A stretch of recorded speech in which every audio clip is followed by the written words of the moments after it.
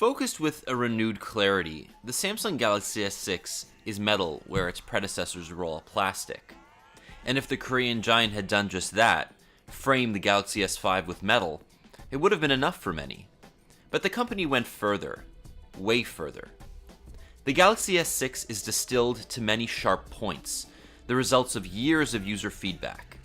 If the Galaxy S5 was a lion, all unkempt mane, self-satisfied and bloated after being at the top of the food chain for so long, the S6 is a cheetah, built for aerodynamics and speed, always aware of potential prey in the distance. Samsung acknowledged as much by using the codename Project Zero, a clean slate, a new beginning. That's not entirely true though. There's a lot of the old Samsung here, from TouchWiz idiosyncrasies to unwelcome pieces of bloatware. But the Galaxy S6 and its counterpart, the S6 Edge, are the company's best phones to date, and potentially the best Android phones ever made. Up front, the showstopper, a 5.1-inch QHD Super AMOLED display with a pixel density above 600. We thought we'd never need screens this sharp, and we don't, but there's nothing wrong with a bit of wiggle room. Retina this isn't. This is Retina Plus.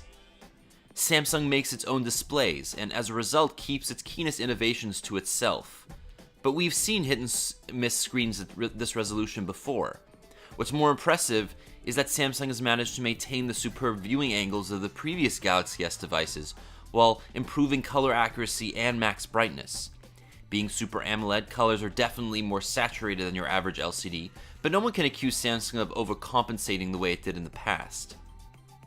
The Edge is especially neat, because the glass wraps around a curved display, making the phone appear narrower than it actually is.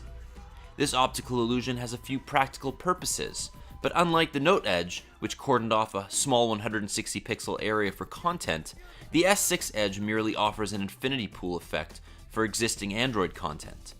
Sometimes it works and sometimes it doesn't, but it gives the effect of making the phone appear slimmer. Samsung wisely cut off the edges before the bezel, so it didn't have to relegate the volume and power buttons to places users couldn't reach them. The Edge can do some cool things, just nothing that alone justifies the $100 cost increase over the regular S6. Like the Note Edge, it has a nifty night mode, and you can choose up to 5 contacts to be easily accessible when swiping from the side of the screen. But it doesn't look like Samsung is encouraging developers to create Edge experiences for this version the same way they did for the Note. You can still do them, but why would they? It's an opt-in experience, only for when the phone screen is off. Releasing two phones with nearly identical spec sheets belies a conundrum in the industry today. Samsung likely wanted a device to stand out, to gain the attention of people outside the tech bubble. The Edge does this to some extent, and while I think it's a beautiful piece of hardware, there's no way I'd recommend it over the far more comfortable, less expensive Galaxy S6. With its new phones, Samsung has poured a lot of resources into its camera proficiency, and it shows.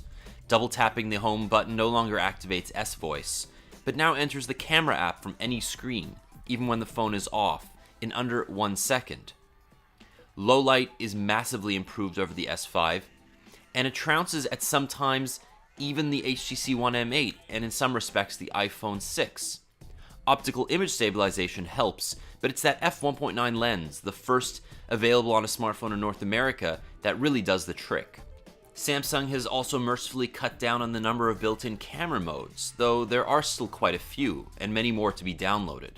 There's a new Pro mode, which uses Google's new Camera 2 API to nearly its fullest capabilities, and third-party apps like the manual camera that you can see here stands in, allowing users to change shutter speed and other important settings. There are elements of restraint throughout the new version of Samsung's Android UI, formerly known as TouchWiz. There are fewer app pre-installs, though the ones that are here and can't be deleted are infuriating. I'm fine with WhatsApp and Facebook, but at least let me delete them to save space. Similarly, Samsung has entered a distribution deal with Microsoft, so OneNote, OneDrive, and Skype are preloaded. Again, useful apps that I actually like, but let me delete them. They're third-party apps. But Samsung's most egregious fault with its new UI is trying to look and feel too much like iOS. The company has done this in two ways. First, the app drawer can no longer be sorted alphabetically, or in any way. Apps merely show up in the order they were downloaded. You can create folders inside the app drawer and bring those to the home screen intact, But the app drawer, at least from Google's perspective, is a directory, a place where I can pick up objects and move them elsewhere. I don't want to actually spend time there. I want to get back to the home screen as soon as possible. In many ways, it's a strange decision, but overall it's just bad design. Second, the company has replaced Android 5.0's typical 3-dot menu button with the word menu, or more, or extra. At our briefing in Barcelona, the company explained that it was because users didn't know what the symbol meant, but Google, and indirectly Samsung, has been perpetuating this symbol for years.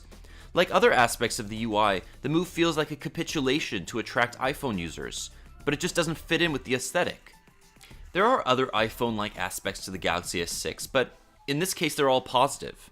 The aluminum frame, for starters, is a big upgrade from plastic chrome Galaxies of the past. The S6, and to a lesser extent the S6 Edge, is comfortable and light, but sturdy. The glass back is extremely fingerprint sensitive and at times slippery. But these are by no means deal breakers. They actually improve the overall feeling of the phone. To maintain thinness, Samsung has opened itself up to criticism though by removing the microSD slot and nixing the removable battery. It's a controversial decision for sure, but Samsung's now shipping the base S6 with 32 gigs of internal storage. Also present are features that users will love. Samsung's new touch-based capacitive fingerprint sensor is a massive improvement over that of the S5, which involved a vertical swipe. It's fast, as fast or faster than Apple's Touch ID, and accurate, supporting up to 4 fingers stored on the device. It doesn't yet allow you to do much else than unlock the phone. Most apps don't support it, and you can't use it to authorize payments from Google Play, but unlocking is enough. And the combination of wireless charging and turbocharging more than makes up for the slightly smaller battery cell, necessitated by the phone's thinness. This is the phone that will bring wireless charging to the mainstream, and it's about time. Supporting both PMA and Qi standards, all 3 Canadian carriers are bundling wireless chargers with the product, so there's no reason not to use it. It's just an excellent feature. But then turbocharging, which isn't unique to this phone, ensures that you can get up to 80% battery in just 1 hour.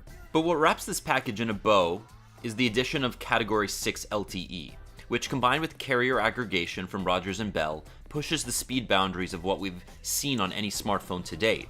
The S6 isn't the first smartphone to support Cat 6, that was the Note Edge released earlier this year, but it's the most mainstream. In my testing, both devices hit speeds above 150 megabits consistently, but the beauty of CA is more about capacity than speed. Users will get higher speeds with better coverage in more locations around the country.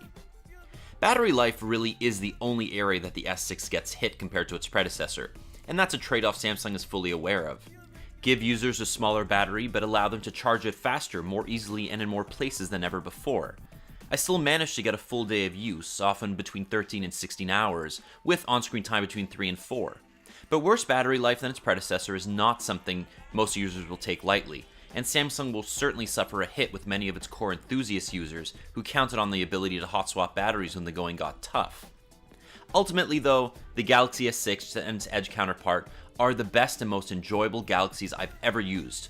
They're paired back in the right places, with less annoying idiosyncrasies, like the lack of a whistle notification, thank God, and foibles that are far more forgivable than in any previous version. Samsung focused on just finally making a great smartphone, and it did.